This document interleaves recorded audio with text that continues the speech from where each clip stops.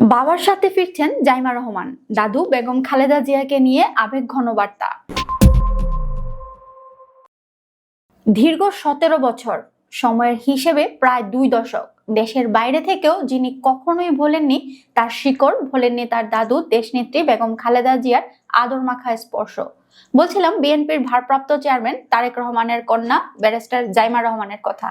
অবশেষে নীরবতা ভাঙলেন তিনি। মঙ্গলবার সকালে সামাজিক যোগাযোগ মাধ্যমে দাদুকে নিয়ে একটি আবেগঘন পোস্ট দিয়েছেন জাইমা, যেখানে তিনি শুধু স্মৃতিচারণই করেননি, বরং দিয়েছেন দেশে ফেরার এক বড় ইঙ্গিত। দাদু খালেদা জিয়াকে নিয়ে নাতনি জাইমার সেই অজানা গল্প এবং তার ভবিষ্যৎ পরিকল্পনার কথা। রাজনীতির মাঠের লৌহ মানবী বা আপোষহীন নেত্রী হিসেবেই বিশ্ব চেনেন বেগম খালেদা জিয়াকে, কিন্তু নাতনি জাইমার চোখে তিনি কেমন? ফেসবুকে জাইমা তুলে ধরেছেন তার 11 বছর বয়সের এক চমৎকার স্মৃতির কথা। জাইমা লিখেছেন, একবার স্কুলের ফুটবল টুর্নামেন্টে জেতার পর মেডেল নিয়ে সোজা চলে গিয়েছিলাম দাদুর অফিসে। উদ্দেশ্য ছিল নিজের বিজয়ের গল্পটা দাদুকে শোনানো।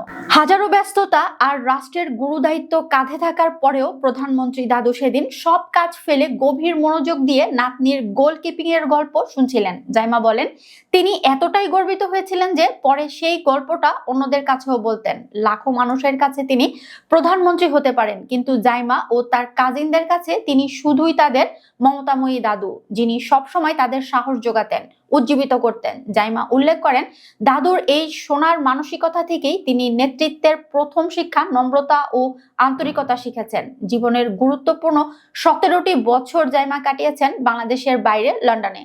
প্রবাস জীবন তাকে বাস্তববাদী করেছে, দিয়েছে বৈশ্বিক দৃষ্টিভঙ্গি। জাইমা তার পোস্টে জানান, লন্ডনে থাকলেও তার হৃদয় সবসময় বাংলাদেশেই পড়েছিল।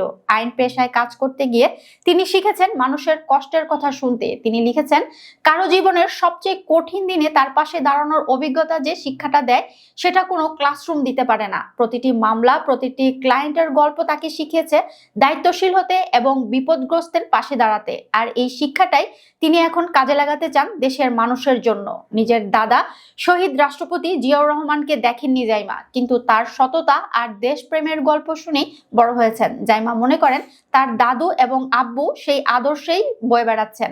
পোস্টে উঠে এসেছে 24-এর গণ অভ্যুত্থানের কথা। জাইমা জানান, 5ই অগাস্টের আগে ও পরের সময়টাতে তিনি নেপথ্যে থেকে সাধ্যমতো ভূমিকা রাখার চেষ্টা করেছেন। খুব বেশি কথা না বলে ছোট ছোট কাজের মাধ্যমে পরিবারের বোঝা হালকা করার চেষ্টা করেছেন তিনি। সবচেয়ে বড় খবর হলো, দীর্ঘ বিরতির পর দেশে ফিরছেন জাইমা রহমান। তার এই ফিরে আসা শুধু ফেরা নয়, এটি দায়িত্ব কাঁধে তুলে নেওয়ার এক নতুন অধ্যায়। জাইমা স্পষ্টভাবে জানিয়েছেন, দেশে ফিরে তিনি দাদুর পাশে থাকতে চান, বাবাকে সর্বাত্মক সহায়তা করতে চান। তিনি লিখেছেন, একজন দায়িত্বশীল নাগরিক হিসেবে দেশের জন্য সর্বস্ব দিয়ে সর্বোচ্চ ভূমিকা রাখতে চাই। নিজের চোখে, নিজের অভিজ্ঞতায় প্রিয় বাংলাদেশকে নতুন করে জানতে চাই। তিনি জানেন তাকে ঘিরে এবং তার পরিবারকে ঘিরে জনগণের অনেক কৌতূহল ও প্রত্যাশা রয়েছে।